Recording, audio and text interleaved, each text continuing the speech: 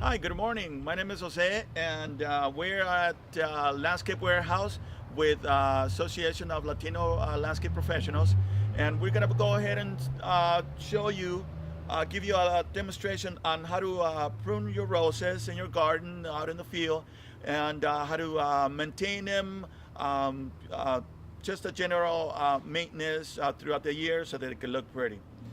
Okay, so now what we're gonna go ahead and do, we're gonna go through the process of to show you how to prune roses. For instance, this rose right here, it's classified as a grandiflora. So once they get mature, you'll see them get really big. That's what grandifloras are. And pretty much the name says it all. You know, it's a grandiflora type of shrub or type of rose bush. This particular one right here, it's probably about 2 to 3 years old. You could pretty much tell by that. And I'm just showing you right here the graft of this rose shrub right here. It's not as mature. You can see there's not a whole lot of bark right here. The trunk, it's not as old as maybe other roses in your garden or elsewhere. So what we'll do now is we'll go ahead and try to pull back here. You want to kind of take a glance at it, of the plant, and see where the structure, overall structure is of the plant. Okay? Generally, what we want to do with roses when you prune them is you want to start out, you don't want to start out way too low. You want to start out kind of high to begin with. Okay? Now, as a general rule on how to prune them, you want to take a eye notch, okay, an eye bud, and so this would be an eye bud right here. You could see that there is new growth protruding out of this cane or out of this stem right here. Now what we want to do with that is cut at a 45-degree angle above that eye bud, like so. And you want to go ahead and cut an inch to half an inch above that.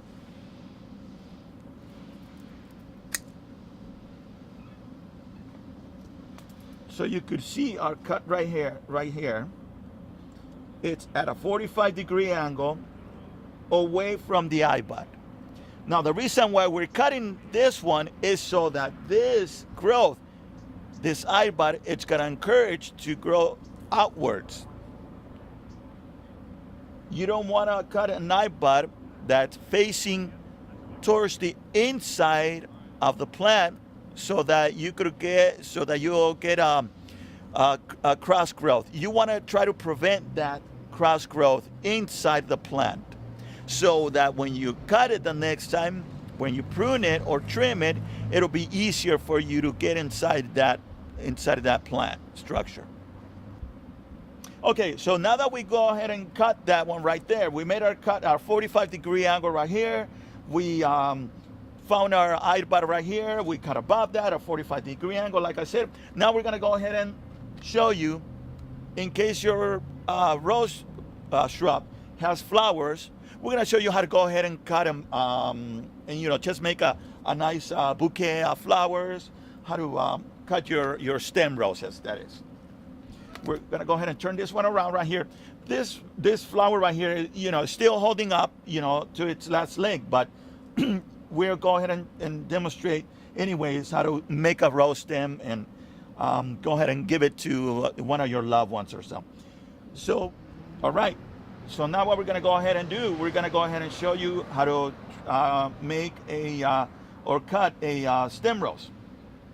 We have our first 5 leaflets right here, 1, 2, 3, 4, and 5. But you're not gonna cut it this short, because otherwise your stem rose will be very short. You want to get a nice long stem. So we go to the 5 leaflets where you could determine on how long your stem is going to be. So in this case, I would decide to go all the way down over here. We go 1, 2, 3, 4, 5. Okay, and not just that, we cut again at a 45-degree angle away from our eye bud. So there should be an eye bud right here, right where my finger is. We'll go ahead and cut at a 45-degree angle. We've made our cut above that eye bud right there, right here, as I'm showing you with my finger. Underneath there or inside there, there should be a growth that's protruding out, just like our prior cut on our first cut, that is going to encourage to go outwards. We have our nice stem rose right here. We have a very nice cut. Okay. All right. So now we went ahead and cut our rose stem. I went ahead and show you how to cut that. Okay. So now what we have here is a few leftover roses that have died on the plant. We're starting to get one that's becoming already a rose hip or a seed pod. The same with this one and this rose flower right here. So what we're going to go ahead and now do is find the rose structure, the overall rose structure. That's why in the beginning I asked you to step back a little bit and see where you're at with your where the rose structure is, so that way you could get a visual on it. So now what we're going to go ahead and do here is cut again above one of our eye buds right here. Now I'm cutting this much. I'm not going any lower just yet. I may end up, I may not, I may decide to stay here, but that will be determined as you continue on cutting pruning your rose. And as you can see right here, I went and go ahead and cut it right here. So it's really not making any sense why I'm cutting here yet, just because I'm trying to find the overall structure. You could do it however you want. You could go ahead and start in the middle. You could go ahead and start on the outside like I am. But still, the end result will be the same thing. And I will explain that to you. So we have some cross kinks right here. I'm going to go ahead and get rid of this one. You could see that this was an off flower. The same thing with this one.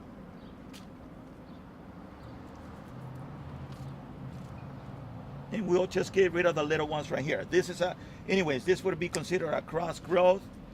This one here too. We're gonna go ahead and we'll just take off those small ones, the small little guys. Okay, cut. Okay, so we continue. Let's see now what we're gonna do. We'll get rid of this one. And if you could see, I'm getting rid as much as I can of the inside growth of all of the cross growth that's inside that will impede you to get in there. Okay, so now what the real thing about cross growth is when you have a lot of growth inside that's crossing each other, whether it's a small stem, whether it's a nice cane like this one right here, and you're really not able to get in there, or sun penetration, air circulation, and all of those other elements that it's gonna make your plant healthy and overall healthy plant. That's what a cross growth is. Okay, so we'll remove this one. Okay, and you could see, you could really starting to notice the structure of the plant right here. As I remove this one, as I bring this one down, this one right here. Okay, I'll go ahead and cut this one here too, because we have our eye bud right here, and that way it's just gonna grow this way. Okay, we'll remove this one. Okay, now you got this overall look of the plant. Now you could decide whether you want to bring the plant down some more or not. In my case, I would go ahead and like to do that. That is up to you. You could leave it a little high. You could bring it down a few inches more if you like. Okay, so what I'll end up doing now is cutting this one, okay, I will go ahead and cut this one here because it had too much growth on it. That's for me. That's just personal preference. Okay, like I said, you could bring it down as much as you want. We'll cut that one right there, that one right here. Let's bring it down as much as low as that. Okay, so we have this cane right here, we have this cane right here. This is a good example about cross growth inside the structure of the plant. Okay, what we all need to do is we want to go ahead and get rid of one of these ones right here. Let's start out with this one. Okay, then we'll bring this one down. Okay, we'll cut that one right there. Let's cut that one right there. Now let's start balancing this plant out here.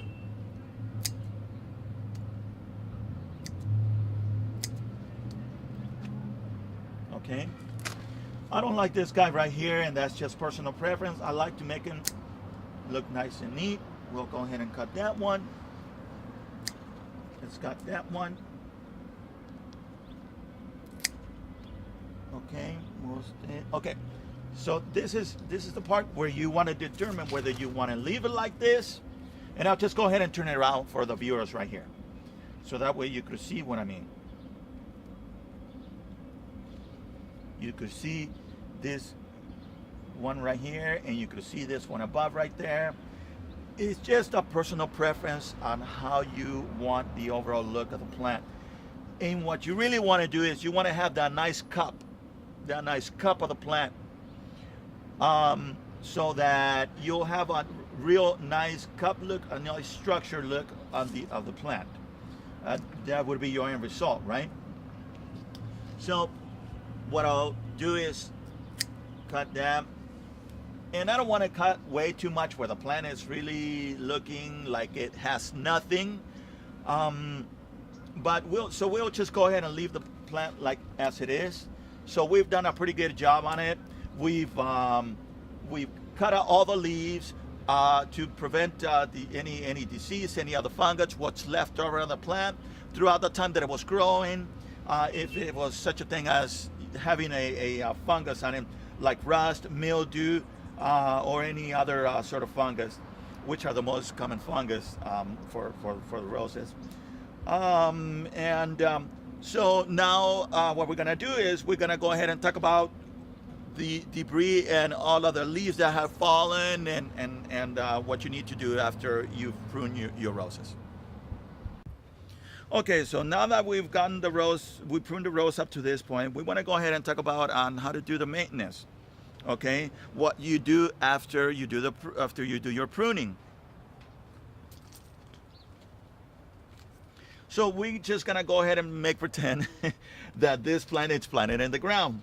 Okay, as you can see here, throughout the time that the plant was growing, you've had some leaves that are fallen, some leaves that catch some funguses, probably rust or probably mildew, and some insects, maybe like spider mites, you know, and some of the leaves have some spider mites that are still survive, you know, even though we've been having cold weather, maybe some scales, some mealybugs or spittlebugs and that sort of thing.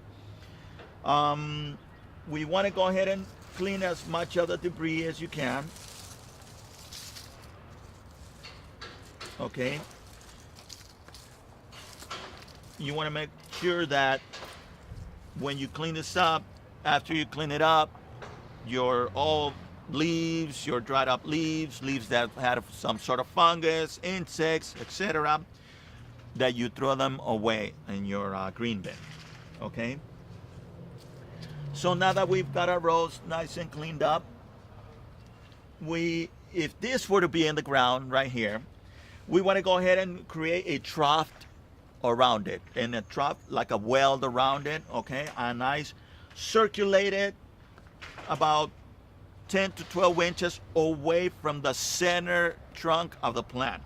Okay, so you've created your trough, You've taken out all the debris. You got it's all nice and clean. Okay. At this point, what you want to go ahead and do, introduce some new planting mix, whether you get it here at your landscape warehouse or you get it at your local nursery. Okay, you want to go ahead and introduce some new soil conditioner to your existing soil you have at home where you planted your roses, okay, or your rose garden, whatever the case may be in your situation. Once you've done that, or even, let me backtrack a little bit, even before you go ahead and introduce some new soil conditioner on your rose, what you want to do is you want to go ahead and spray it with the fungicide. Okay, in this case we have our neem oil right here. You could come and get this at your landscape warehouse, okay, and they'll sell it on a ready-to-use form, or they sell it on the concentrated form. Now, if you're wondering how much you're going to use, please follow the label. The label is the law, and that's what it'll tell you how much of it to use per gallon of water, how many ounces, how many tablespoons, or how many teaspoons. Okay, so you want to go ahead and spray your rose. If you know you've had quite a bit of trouble with fungicides or insects, neem oil is the way to go because it is organic too. Okay. Monterey Bay or Monterey manufactures this one in particular that I'm holding in my hand. You do your mixing on your ready-to-use bottle, okay, and you want to do this in the morning or late in the afternoon. You don't want to spray any products in the middle of the day, because the only thing you're going to do is make things worse. That'll cause it to burn the leaves or to burn the canes or that sort of thing. So you want to do it in the morning, and let's just say we're doing this early in the morning. You have your mix, you've got your rose pruned already, and you spray the canes. And not just that, you also want to go ahead and spray around the rose. You want to go ahead and spray on the soil as well. Okay, it is important that you also make sure you get a nice spray throughout the plant and throughout the area of the soil where the plant is planted. Okay, that way you're killing off spores of funguses, or you're killing insect eggs that are still in the soil. Okay, so that was for neem oil, and it's an organic product. This is a great product. You cannot lose on this product. You'll get your money's worth out of this product right here, because it'll get you a lot of gallons of the ready-to-use way. Okay, so now, I'm sorry, one more thing about neem oil is that it does insects. It's a miticide, an insecticide, and a fungicide. So it's a 3-in-1. So for the price that you're gonna get this one, you can't beat it. Now, if you've had issues with worms and caterpillars and just borers, what you could use is you could go ahead and use the 7. Okay, again, you could go ahead and purchase this at the landscape warehouse, at any at any of the location. We're here at the Covina. There's also another one at Pasadena store if you're closer to any of those stores, or your local nursery. 7 is a great product, and the same thing applies to this, meaning make sure that you apply it when the sun is not directly hitting the plant, because otherwise you could go ahead and cause it to burn, or burn the leaves, or damage the plant, or so. Okay, this one is ready to use. You could go ahead and use this one for ornamentals, flowers, fruit trees, and vegetables. That is the nice thing about this product right here, 7. Okay, another product that you could go ahead and use is your all-in-one bayer. For your rose and flower care. Make sure that you read the label on these products, and it'll tell you which plants specifically you could use it on. Okay, the label is the law. I want to go ahead and stress out on that, please. Okay, but with this product, if we were to go ahead and put it on this plant, now this is a soil drench right here. It'll tell you on the label. That's why it's important for me to tell you that.